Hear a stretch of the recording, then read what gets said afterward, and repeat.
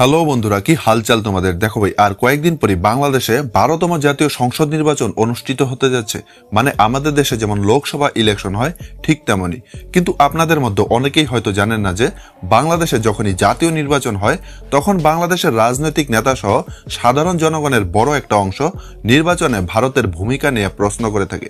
অনেকের মতে ভারত অপ্রত্যক্ষভাবে বাংলাদেশের একটি বিশেষ দলকে ক্ষমতায় আনার জন্য সব রকম চেষ্টা করে থাকে। এমনকি অনেকের মতে বাংলাদেশের জাতীয় রাজনীতিতে ভারতীয় গুপ্তচর সংস্থা রয়ের বিশেষ ভূমিকা রয়েছে। যদিও এসব একটি ধারণা মাত্র, তবুও ভারত সরকার কখনোই চাইবে না যে বাংলাদেশের মতো একটি গুরুত্বপূর্ণ প্রতিবেশী দেশের ক্ষমতা কোনো ভারত বিরোধী দলের হাতে চলে যাক। কারণ ভারতের প্রতিবেশী দেশগুলোতে যখনই সরকার পরিবর্তিত হয় তার প্রভাব প্রত্যক্ষ এবং অপ্রত্যক্ষভাবে ভারতের রাজনীতি, অর্থনীতি এবং জাতীয় নিরাপত্তার উপরে এসেও পড়ে।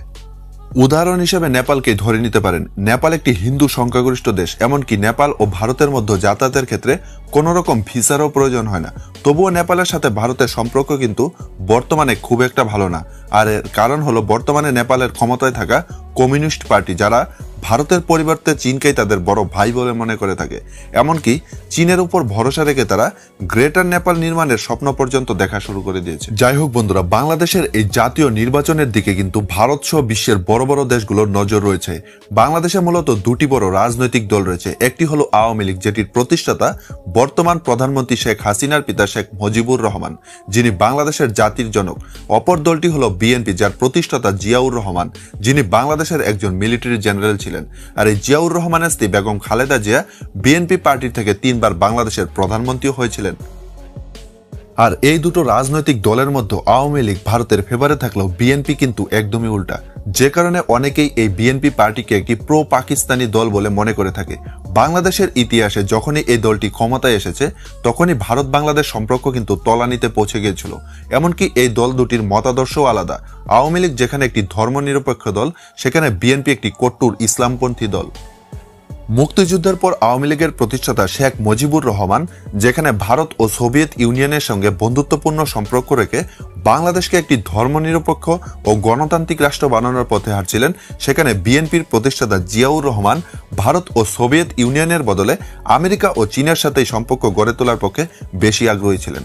অথচ স্বাধীনতার সময় কিন্তু ভারত ও সোভিয়েত ইউনিয়ন বাংলাদেশকে সাহায্য করতে এগিয়ে আসলেও চীন ও আমেরিকা স্বাধীনতার বিরোধিতা করেছিল। সাম্প্রতিককালে বিবিসি বাংলার তরফ থেকে ভারতের সাথে আওয়ামী লীগ এবং বিএনপি পার্টির সম্পর্ক নিয়ে একটি প্রতিবেদন প্রকাশিত হয়েছে, যেখানে বিএনপির সাথে ভারতের সম্পর্ক খারাপ হওয়া নিয়ে বেশ কয়েকটি কারণ তুলে ধরা হয়েছে।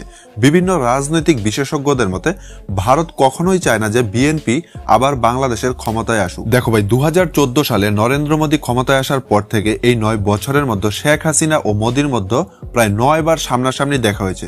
এছাড়া ভার্চুয়ালি যে দুজনের মধ্যে কতবার বৈঠক হয়েছে তার কোনো হিসেব নেই।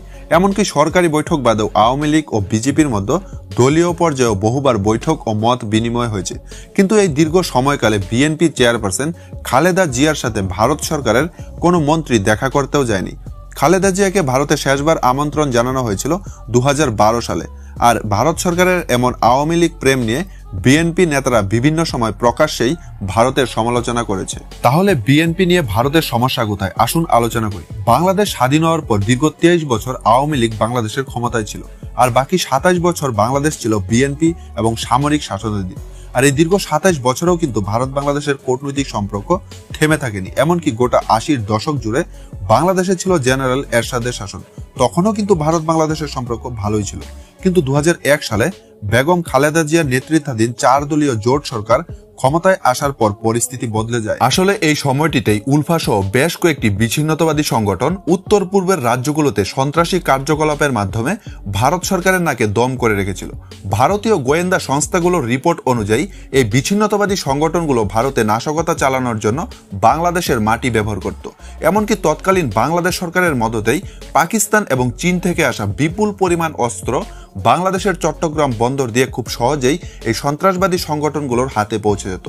ভারত সরকারের পক্ষ থেকে তৎকালীন খালেদা জিয়া সরকারকে এ বিষয়ে অবগত করা হলেও কোনো রকম ব্যবস্থা নেওয়া হয়নি, যে কারণে ভারত বাংলাদেশ সম্পর্ক তলানিতে পৌঁছে যায়। কিন্তু 2008 সালে শেখ হাসিনার নেতৃত্বাধীন আওয়ামী লীগ সরকার ক্ষমতায় আসার পর প্রধানমন্ত্রী শেখ হাসিনা সর্বপ্রথম এই বিষয়ে ব্যবস্থা নেন। কোনো সন্ত্রাসবাদী সংগঠন যেন ভারতে নাশকতা চালানোর জন্য বাংলাদেশের মাটি ব্যবহার করতে না পারে, সেজন্য তিনি বিভিন্ন পদক্ষেপ গ্রহণ করেন।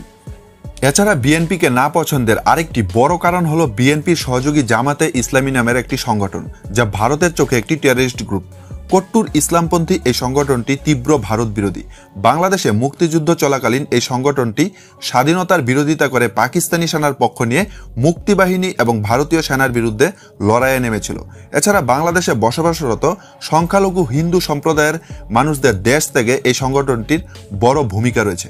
2013 সালে বাংলাদেশের হাইকোর্ট একটি রায়ের মাধ্যমে এই কট্টরপন্থী সংগঠনটিকে নির্বাচনে অংশগ্রহণে অযোগ্য বলে ঘোষণা দিয়েছে। বিভিন্ন রাজনৈতিক বিশেষজ্ঞদের মতে বিএনপি ক্ষমতায় আসলে এই সংগঠনটি আবারও শক্তিশালী হয়ে উঠবে। এছাড়া অনেকের মতে বিএনপি সরকার ক্ষমতায় আসলে ভারতের জাতীয় নিরাপত্তার দিক দিয়ে অত্যন্ত গুরুত্বপূর্ণ স্থান চিকেন নেক বা শিলিগুড়ি করিডোরের নিরাপত্তা ব্যবস্থাও হুমকির মুখে পড়ে যেতে পারে। কেননা এই দলটি তার জন্মলগ্ন থেকেই ভারতের বদলে চীন পাকিস্তানকেই বেশি গুরুত্ব দিয়ে থাকে। তাই এই দলটি ক্ষমতায় আসলে বাংলাদেশের বড় বড় মেগা প্রজেক্টগুলোর কন্ট্রাক্ট চীনের হাতে চলে যাবে। আর এই মেগা প্রজেক্টগুলোর মধ্যে সবথেকে গুরুত্বপূর্ণ হলো তিস্তা মহাপরিকল্পনা। কারণ একদম শিলিগুড়ি করিডোরের গা ঘেঁষে এই মেগা প্রজেক্টটি বাস্তবায়ন করার পরিকল্পনা রয়েছে। আর এই প্রজেক্টটি নির্মাণের দায়িত্বে থাকবে পাওয়ার চায়না নামের একটি সরকার নিয়ন্ত্রিত কোম্পানি। যদিও তিস্তা চুক্তি নিয়ে ভারত সরকারের আশ্বাসের পর হাসিনা সরকার এই প্রজেক্ট নির্মাণ স্থগিত রেখেছে, কিন্তু বিএনপি সরকার ক্ষমতায় আসলে তারা ভারত সরকারের আশায় বসে না থেকে চীনের সাহায্যে এই প্রজেক্ট নির্মাণের চেষ্টা করবে। আর চিকেন নেকের মতন এত একটি গুরুত্বপূর্ণ এলাকার কাছে চীনের উপস্থিতি ভারত সরকারের জন্য একরকম হুমকি হয়ে দাঁড়াবে। বন্ধুরা, এই বিষয়ে বিস্তারিত জানতে হলে আপনারা আমার এই ভিডিওটি দেখতে পারেন। নিরাপত্তাজনিত কারণ ছাড়াও অর্থনৈতিক কারণেও ভারত বিএনপিকে খুব একটা ভালো চোখে দেখে না। 2007 সালে ভারতের টাটা গ্রুপ বাংলাদেশে বিনিয়োগ করতে আগ্রহী হলেও বিএনপি সরকারের কারণে তা ভেস্তে যায়। যাই হোক বন্ধুরা, ভারতের পছন্দে অপছন্দে কোনো কিছু যায় আসে না। নির্বাচনের ফলাফলে ভারতের কোনো ভূমিকা নেই। বাংলাদেশ একটি সার্বভৌম স্বাধীন দেশ, তাই সেই দেশের নাগরিকরাই তাদের মূল্যবান ভোটের মাধ্যমে তাদের সরকার নির্বাচিত করে থাকে। তবে ভারত সরকার অবশ্যই চায় যে বাংলাদেশের ক্ষমতা যেন কোনো ভারত বিরোধী শক্তির হাতে চলে না যায়। তো ভাই স্যার, ভিডিওটি ভালো লেগে থাকলে চ্যানেলটি সাবস্ক্রাইব করতে কিন্তু একদমই ভুলবেন না, কারণ নেক্সট ভিডিও আরো বেশি ধামাকাদার হবে। ততক্ষণ পর্যন্ত বাই বাই বন্ধুরা, জয় হিন্দ, জয় ভারত।